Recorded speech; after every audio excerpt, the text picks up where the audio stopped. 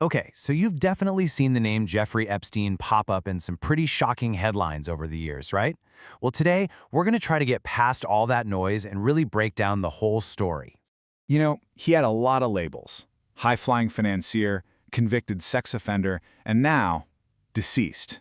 But who was this guy really? That's what we're going to dig into. We'll look at how he climbed to the top, the absolutely horrific crimes he committed, and of course, the massive controversy that still swirls around his death. All right, so why is this name so notorious? Let's jump right into the heart of the scandal. At its core, Epstein's story is this really dark intersection of, huge wealth, elite connections, and just systematic abuse. He basically built this world for himself, surrounded by the most powerful people on the planet, and he used that power as a shield for his unbelievable crimes. But you have to wonder, how is any of this even possible? To get that, we need to go all the way back to the beginning, and it's a surprisingly modest start. Get this, for a guy who later had this reputation as some kind of financial genius, he actually dropped out of college. Yep, never got a degree from NYU. And that makes what he did next kind of bizarre. I mean, just look at how fast this all happened. In '74, he's teaching math at a super elite school, the Dalton School, somehow with no college degree. Then, 2 years later, he gets fired. But a connection he makes with the student's parent, that's his ticket to Wall Street, to a firm called Bear Stearns. And by 1981, he's already left to start his own, very secretive asset management firm. So in less than 10 years, he goes from a classroom to the super exclusive world of high finance. It's wild. And once he had that money, he used it to build this web, a network of influence that's almost hard to wrap your head around. See, for him, it wasn't just about being rich. It was about being close to power. And when I say power, I mean it. His circle was literally a who's who of the entire planet. We're talking presidents, royalty, tech billionaires, prime ministers. He made it a point to surround himself with the absolute global elite from every field you can think of: politics, business, science, even Hollywood. He was building this unmatched Rolodex of powerful people. And this photo really shows you the kind of access we're talking about. This isn't just knowing somebody. This is him inside the White House with a sitting U.S. president. He was moving comfortably, confidently, in the absolute highest levels of society. And a big part of his strategy, he used his money to buy himself a good reputation. Philanthropy wasn't about giving back, it was a tool.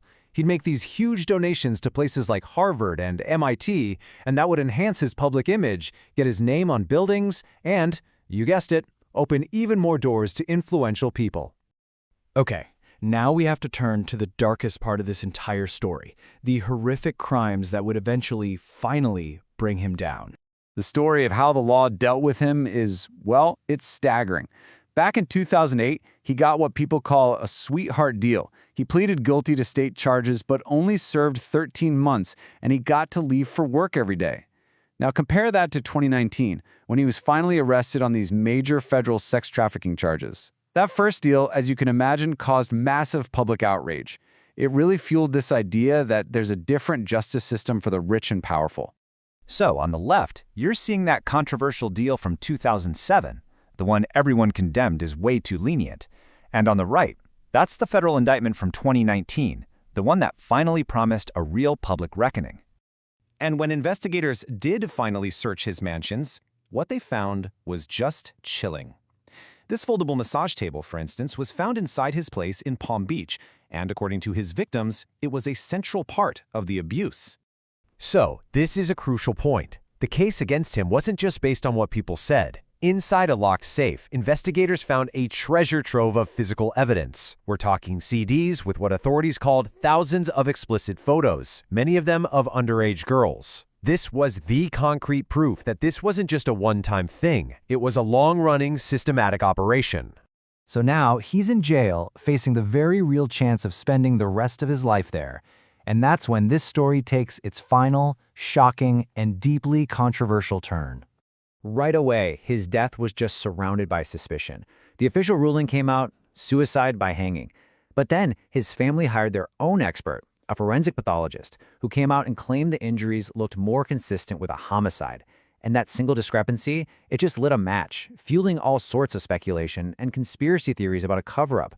A few years later, in 2023, the Department of Justice released a big report to try and settle all this, and their conclusion was that yes, Epstein did die by suicide, but, and this is a big but, it also absolutely slammed the prison staff for negligence and misconduct that basically gave him the opportunity to do it. So while the official cause is still suicide, that report confirmed there were huge, profound failures at the jail where he was being held. But the story didn't actually end with him. See this number? 20. That's how many years his longtime accomplice, Ghislaine Maxwell, was sentenced to in federal prison. She was convicted of sex trafficking for her part in the whole disgusting scheme, recruiting and abusing young girls for Epstein.